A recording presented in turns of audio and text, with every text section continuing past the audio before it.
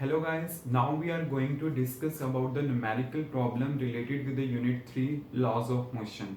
इसमें जो हमने न्यूमेरिकल की डिस्कशन करनी है related with the Newton's laws of motion, law of conservation of the linear momentum, numerical होंगे, कुछ फ्रिक्शन से रिलेटेड होंगे and then after angle of banking से रिलेटेड भी न्यूमेरिकल होंगे. Then we have to discuss all the numerical problem one by one. So firstly हमारे पास जो न्यूमेरिकल है वो क्या है? A constant retarding force of 50 Newton is applied to a body of mass 20 kilogram moving initially with a speed of 15 meter per second. How long does the body take to stop? Clear? Means finally जब body ने stop करना है then we have to calculate the time. Clear? तो देखिए यहाँ पे ना question की लैंग्वेज को अंडरस्टैंड करना बहुत ज्यादा इंपॉर्टेंट है कि क्वेश्चन में दिया क्या कंडीशन है.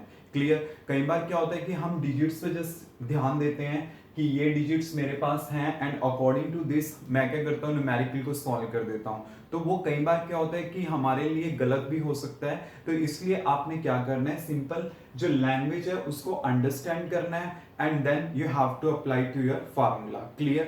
तो देखिए सबसे पहले आपको ये फार्मूला पता होना चाहिए F equal to dp by dt. ये हमारे पास है Newton second law of motion. Clear? मतलब न्यूमेरिकल स्टार्ट करने से पहले ये मैं इसका कुछ बेसिक फंडा क्लियर कर रहा हूं जो हमने यूज करना है. F equal to dp by dt means rate of change of momentum. Clear? अब आपके पास क्या होता है, जो P होता है वो क्या होता है, mass into velocity divide by dt.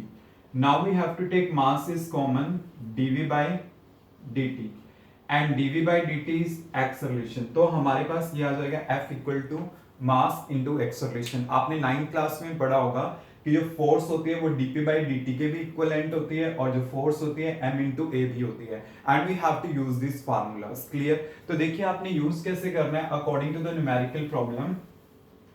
यहां पे मेरे पास गिवन है रिटार्डिंग फोर्स ऑफ 50 न्यूटन.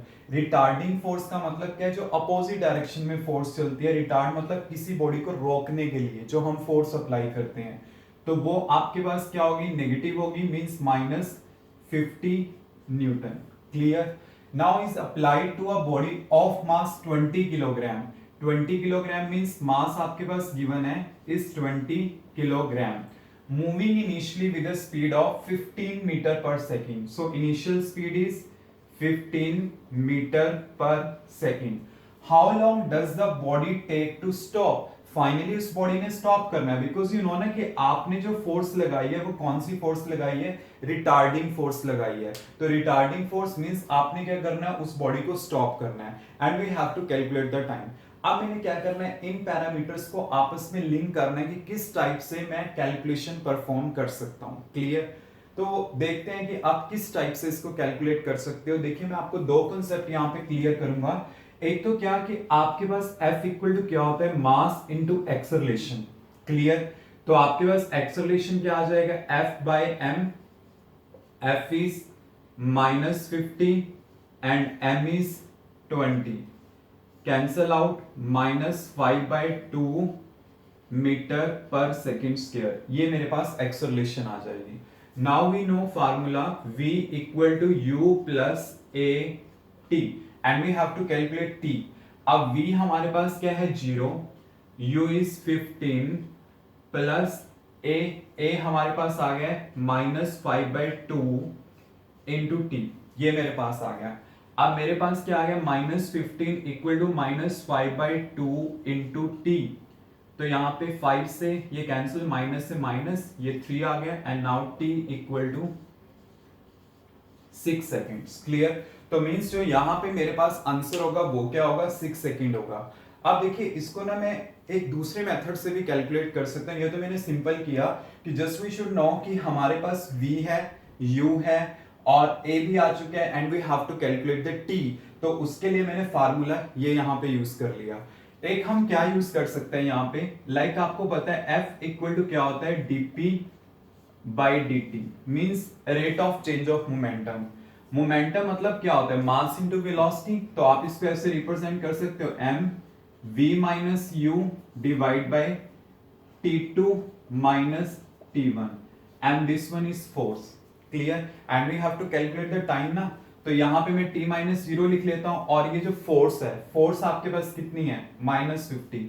तो आप ये -50 ले लो, यहाँ पे मास, मास कितना है 20, you have to put here, और v 0 है, और ये आपके पास क्या है u यहाँ पे 15 ये है, and divide by t minus 0।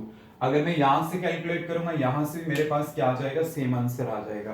Clear? तो ऐसा कुछ नहीं है कि हाँ कि जस्ट आपने यही फॉर्मुलेशन यूज करनी है, आप डायरेक्ट भी अगर यूज करना चाहो आप इसमें कर सकते हो। Clear? Because initially means at the time t equal to 0 में स्टार्ट हुआ था, और फाइनल टाइम क्या होगा, we have to calculate it. तो मेरे पास वो इस इक्वेशन से आ जाएगा। मींस अगर मैं इसको कैलकुलेट करता हूं तो यहां पे भी मेरे पास आंसर क्या आएगा, 6 सेकेंड्स आ जाएगा। Clear? Any doubt? Now next numerical problem is a force acts for 8 seconds on a body of mass 10 kilogram. Means 8 second के लिए force act कर रही है on a body of mass 10 kilogram. The force then stops acting. Means पहले वो 8 second के लिए act करी and then it gets stopped to act. Clear?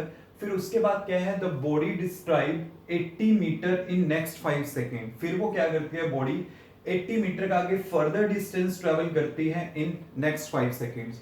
तो ये जो सिचुएशन है, इसका मतलब क्या आपके पास कि जैसे मान लीजिए पहले आपके पास 8 सेकेंड के लिए फोर्स एक्ट कर रही थी, और उसके बाद वो क्या करती है, एक्ट करना बंद कर देती है। अगर मैं एक सिंपल सी बात कहूं, as you know F equal to क्या होता है, मास इनटू एक्सेलरेशन। अगर ये स्टॉप कर जाए, मींस अगर ये एक्ट करना बंद हो जाए, तो m इंटू ए क्या होगा, 0 होगा। तो यहाँ पे एक्सेलरेशन क्या आ गई, 0। मींस dv बाई dt क्या आ गया, 0 आ गया। तो आपके पास dv क्या आ जाएगा, 0। मींस v हमारे पास क्या आ जाएगा, यहाँ पे कांस्टेंट आ जाएगा। तो इसका मतलब क्या होता है कि जब आप एक बॉडी लेते हो और उसके ऊपर फोर्स एक्ट कराना बंद कर देते हो, पहले आप अप्लाई कर रहे थे, देन आफ्टर आपने वो अप्लाई करना बंद कर दिया। जब आपने वो बंद कर दिया, तो इसका मतलब बॉडी क्या करेगी, with a very constant speed क्या करेगी, मूव करेगी। अगर वो कांस्टेंट स्पीड के साथ मूव कर रही है आगे भी, तो इसका मतलब क्या है, मान लो ये मेरे पास डिस्टेंस आगे 80 मीटर का है, जो नेक्स्ट 5 सेकेंड में मैंने ट्रेवल करना है। अब यहां पे जब बॉडी के ऊपर फोर्स एक्ट करना बंद हुआ, तो बॉडी क्या करेगी, with a constant velocity move करेगी। मतलब इसकी वेलोसिटी यहाँ पे यहाँ पे यहाँ पे मैं किसी भी पॉइंट पे ले लूं, वो मेरे पास क्या रहेगी, सेम रहेगी। तो इसका मतलब क्या है कि जो यहाँ पे आपके पास वेलोसिटी होगी इस इवेंट के लिए, वो मैं इसकी फाइनल वेलोसिटी ट्रीट कर सकता हूं फर्स्ट इवेंट की, जब 8 सेकंड के लिए था। ठीक है? तो देखिए इसको करना कैसे आगे। मींस इस केस में आपके पास वेलोसिटी तो कांस्टेंट होगी, यह हमें समझ आ गया। अब मास कितना गिवन है हमारे पास, यहाँ पे 10 किलोग्राम। क्लियर? और उसके बाद आपको ये चीज पता है कि यहाँ पे stops acting and the body describe 80 metre, मतलब डिस्टेंस है 80 मीटर, और वो कितने सेकंड में ट्रेवल होता है, इन द नेक्स्ट 5 सेकंड। तो यहां से वेलोसिटी क्या आ गई, क्योंकि यहां पे जो ट्रेवल होगा वो फाइनल वेलोसिटी का, क्योंकि जहां पे स्टॉप कर दिया वहां पे फाइनल वेलोसिटी है, मतलब वो उतनी ही कॉन्स्टेंसी के साथ मूव कर रही है, बट फोर्स यहाँ पे 0 हो चुकी है। फोर्स 0 मतलब v कांस्टेंट, तो v का वैल्यू क्या होगा, डिस्प्लेसमेंट पर unit time, means 80 by 5। Clear? तो यहां पे मैं इसे कैलकुलेट कर लूंगा, ये मेरे पास यहाँ पे वेलोसिटी आ गई। क्लियर? अब देखिए यहाँ पे जो वेलोसिटी आपके पास आई है, अब जब बॉडी स्टार्टिंग में चल रही होगी, जब स्टार्टिंग में वो चली, the force act for 8 second, 8 second के लिए फोर्स एक्ट कर रही थी। तो इसका मतलब क्या है, उस इवेंट के लिए यू तो क्या होगा, 0 होगा, और यहां पे वो कितने सेकंड के लिए एक्ट कर रही थी, फिर 8 सेकंड के लिए एक्ट कर रही थी। तो आपको पता है v इक्वल टू क्या होता है, u प्लस 80। तो यहाँ पे v का वैल्यू क्या है, 16, और फिर मेरे पास क्या है, u 0 प्लस a, टाइम अब कितना है 8। तो मेरे पास क्या आ गया, 16 इक्वल टू a 8। तो ये कैंसल आउट, 2, तो a क्या आ गया, 2 मीटर पर सेकंड स्क्वायर। ये मेरे पास एक्सेलरेशन आ जाएगी। क्लियर? अब मैंने फोर्स कैलकुलेट करनी है ना, फोर्स क्या होती है, मास इनटू एक्सेलरेशन। मास कितना है 10 किलोग्राम, एंड एक्सेलरेशन कितनी है 2, तो मेरे पास कितना आ जाएगा 20 न्यूटन। ये मेरे पास आंसर आ जाएगा। तो मींस मुझे इस चीज को अंडरस्टैंड करना पड़ेगा कि यहाँ पे एक्चुअल में सिचुएशन क्या है।